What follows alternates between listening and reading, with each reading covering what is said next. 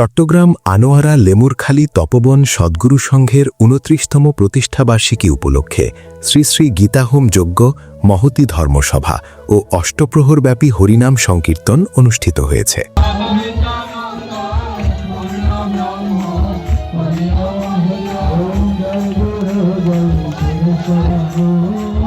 গত ২৫ ও ২৬শে মার্চ বাংলার ১০ ও ১১ চৈত্র ১৪৩২ বঙ্গাব্দ বুধ ও বৃহস্পতিবার ২ দিনব্যাপী চলা অনুষ্ঠানে হাজার ভক্তের পদচারণায় লেমুরখালী পার্বতী মায়ের মন্দির প্রাঙ্গণ হয়ে ওঠে বৃন্দাবন ধাম। অনুষ্ঠানের প্রথম দিন ২৫শে মার্চ বুধবার বিকাল ৩ ঘটিকায় স্থানীয় শিল্পীবৃন্দের পরিবেশনায় অনুষ্ঠিত হয় সাংস্কৃতিক অনুষ্ঠান।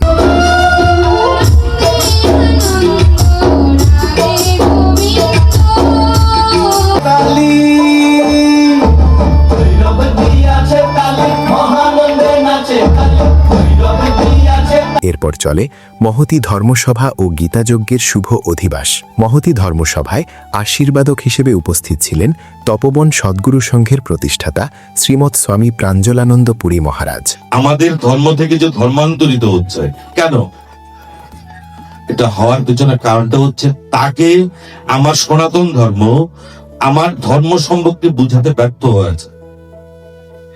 আমাদের ব্যর্থতা, আমি বুঝতে পারি নাই বিদায় আমি আরেকটা জায়গায় যাওয়ার চিন্তা ভাবনা করছি, নাইলে কিন্তু অন্য বিষয় নাই এখানে।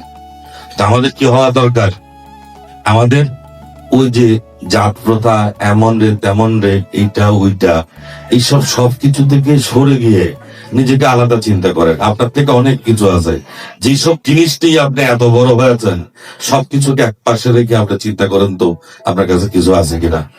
প্রধান ধর্মীয় বক্তা হিসেবে উপস্থিত ছিলেন পটিয়া পাচরিয়া তপবন আশ্রমের অধ্যক্ষ শ্রীমৎ স্বামী রবীশ্বরানন্দ পুরী মহারাজ।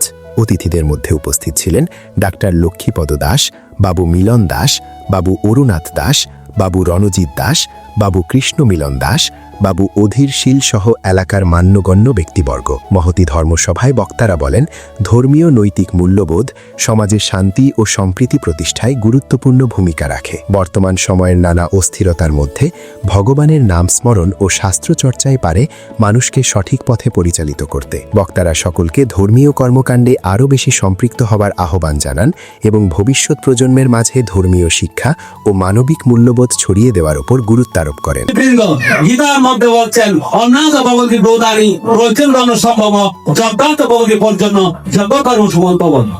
বলছে এখানে গীতার মধ্যেই বলছে আগামীকাল এখানে যজ্ঞ হবে, যজ্ঞ থেকে যে ধোঁয়াগুলো সৃষ্টি হবে সেগুলো আকাশে পতিত হবে, আকাশে প্রথমবার মেঘের সৃষ্টি হবে, মেঘ হওয়ার ফলে সেগুলো বৃষ্টির মাধ্যমে দিয়ে এই পৃথিবীতে আসবে। কিসে আসবে? আমাদের বিভিন্ন শাকসবজি ফল ফলাদিদের মধ্য দিয়ে এই বৃষ্টিগুলো আসবে। এই বৃষ্টি হচ্ছে আমাদের প্রাণ। যারা সায়েন্স নিয়ে পড়ালেখা করে আমাদের ডাক্তার দাদারা বুঝবেন শিশু শুক্রাণু এবং ডিম্বাণু যে বিজ্ঞানিক যে চর্চা, এই চর্চাগুলো আজ থেকে মিলিয়ন মিলিয়ন বছর আগে আমাদের সকল সাথে সেগুলো চর্চা হয়ে গিয়েছে। অনুষ্ঠানের দ্বিতীয় দিন ২৬শে মার্চ বৃহস্পতিবার ব্রহ্ম মুহূর্তে অষ্টপ্রহর পূর্ণ ব্রহ্ম হরিনাম সংকীর্তনের শুভ আরম্ভ হয়। এরপর অনুষ্ঠিত হয় গীতাহোম যজ্ঞের মাতৃহট স্থাপন, সমাবেত উপাসনা, গীতাহোম যজ্ঞের শুভারম্ভ, দীক্ষাদান, শ্রী গুরু মহারাজের রাজভোগ নিবেদন, প্রসাদ বিতরণ ও বিকাল ৫ ঘটিকায় গীতাহোম যজ্ঞের পুণ্যাহুতি। সমস্ত অনুষ্ঠান জুড়ে পৌরোহিত্যে করেন শ্রীমৎ স্বামী প্রাঞ্জলানন্দ পুরী মহারাজ।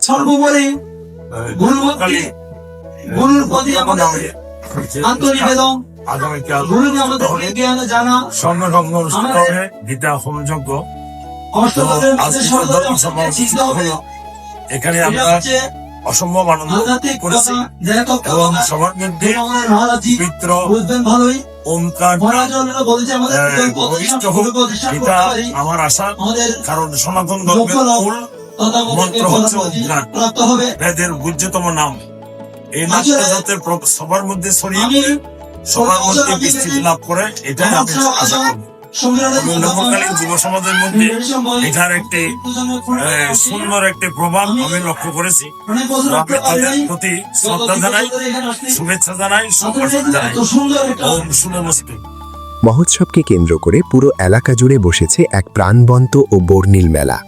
মেলায় কসমেটিক্স, শিশুদের খেলনা, গৃহস্থালির সামগ্রী, মিষ্টান্ন ও বিভিন্ন আকর্ষণীয় পণ্যের অসংখ্য দোকান ওঠে। ছোট বড় সব বয়সের মানুষের পদচারণায় মুখর হয়ে ওঠে মেলা প্রাঙ্গণ, যেখানে বিনোদন ও কেনাকাটার এক অনন্য মিলন মেলায় পরিণত হয়েছে পুরো আয়োজন। 27 মার্চ উষালগ্নে অষ্টপ্রহর পূর্ণব্রহ্ম হরিনাম সংকীর্তনের পুণ্যাহুতির মধ্যে দিয়ে সমাপ্তি ঘটে অনুষ্ঠানমালার। সজল দাসের পাঠানো তথ্যচিত্রে সত্য সনাতন টিভি, লেমুরখালী, আনোয়ারা, চট্টগ্রাম।